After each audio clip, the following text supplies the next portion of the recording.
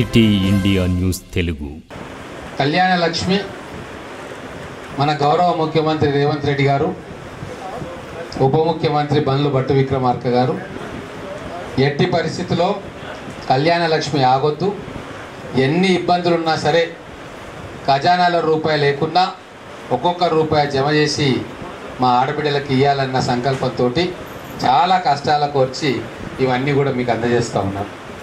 నేను ఒక్కటే మీకు చెప్తా ఉన్నా, మీరు కూడా మీ ఊర్లలోకి పోయి చెప్పాలి.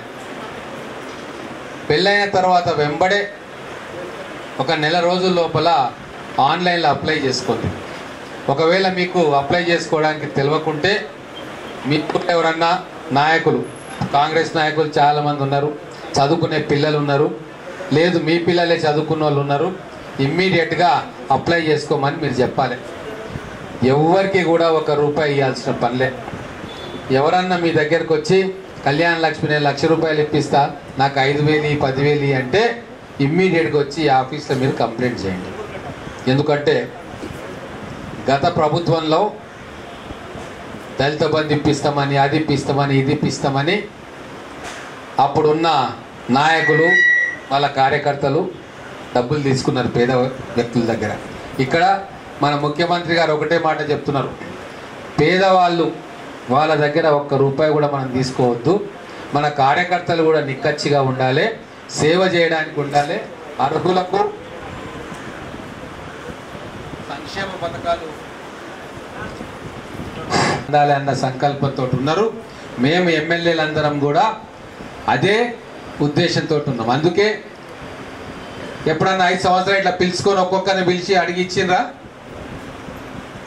ఎవరన్నా? నాకు తెలియదు. ఇచ్చిండ్రా అమ్మా? అంటే మీరు మొదటిసారి వస్తుంది, మళ్ళీ రారు నెక్స్ట్ టైం. ఎందుకు అంటే కరెక్ట్గా అర్హులకు అందుతున్నాయా? ఏమైనా మీరు ఏమైనా డబ్బులు ఇచ్చిండ్రా? ఏమన్నా ఎవరన్నా మిమ్మల్ని ఇయ్యమని అడిగిండ్రా? కార్యకర్తలు కావచ్చు, నాయకులు కావచ్చు, అధికారులు కావచ్చు, ఇంకెవరైనా కావచ్చు అని తెలుసుకోవడానికే ఒక్కొక్కరిని పిలిచి వాళ్ళ మంచి చెడ్డ బాగోగులు అడుగుతూ ఉన్నాం. మీకు ఏ ఇబ్బంది వచ్చినా సరే, ఏ సంక్షేమ పథకాలు మీరు అర్హులుండి మీకు దొరకకుంటే ఖచ్చితంగా వీటికి రావచ్చు, లేదా మన అక్కడ ఉన్న గ్రామంలో ఉన్న మీకు తెలిసిన నాయకులను కూడా తీసుకొని రండి. మేమందరం కూడా మీ అందరి సేవకున్నాం. మా ముఖ్యమంత్రి గారు కూడా అదే చెప్పిండ్రు, మేము పాలకులం కాదు సేవకులం. రాసుకున్నామా?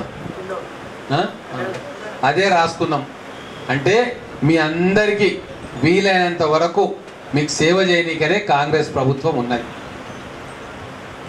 రేపు చాలామంది పిల్లలు, ఆడపిల్లలు చదువు మధ్యలో బంద్ చేసి, నేను అందుకే అడిగినా, కానీ దయచేసి పెళ్ళైనా సరే మీరు చెప్పండి మీ పిల్లలకి, మీ దగ్గరలో ఉన్న గవర్నమెంట్ డిగ్రీ కాలేజ్ ఉంటుంది, అక్కడ పోయి మీరు చదువుకోవాలి.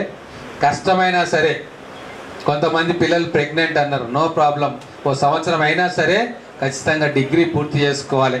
ప్రతి ఆడపిల్ల ఉచితంగా చదివించే కార్యక్రమం మా ప్రభుత్వం తీసుకుంటుంది.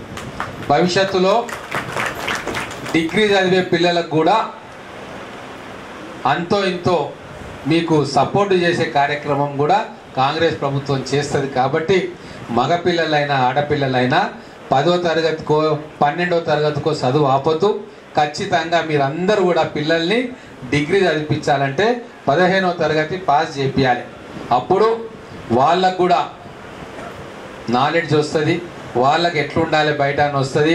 ప్రభుత్వ గవర్నమెంట్ నౌకరో ప్రైవేట్ నౌకరో ఏదో ఒకటి వస్తుంది, వాళ్ళ కాళ్ళ మీద వాళ్ళు నిలబడతారు. ఇది మీ పిల్లలకు చెప్పాలి. మీరు ఖచ్చితంగా మీ ఊర్లలో పోయినప్పుడు మీ పక్కన మీ కులపోళ్ళు కావచ్చు, మీ పక్కింటోళ్ళు కావచ్చు, మీ స్నేహితులు కావచ్చు, లేదా సంఘంలో ఉన్న వాళ్ళని కావచ్చు, అందరికీ కూడా ఈ మాట చెప్పాలని చెప్పి మిమ్మల్ని ఇక్కడ పిలుచుకుంటా ఉన్నాం.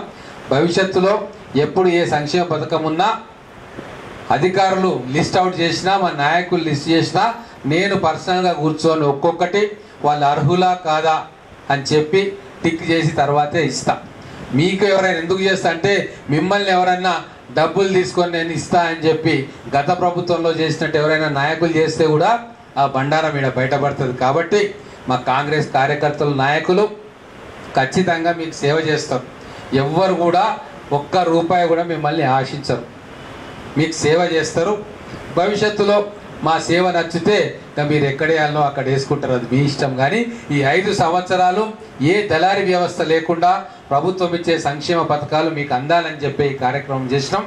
ఎంతో ఓపికగా మీరు అందరు ఇక్కడికి వచ్చి కూర్చున్నందుకు ధన్యవాదాలు. అలాగే ఇక్కడికి తీసుకొచ్చిన అధికారులందరికీ, మా నాయకులందరికీ కూడా ధన్యవాదాలు తెలుపుకుంటూ ముగిస్తాం.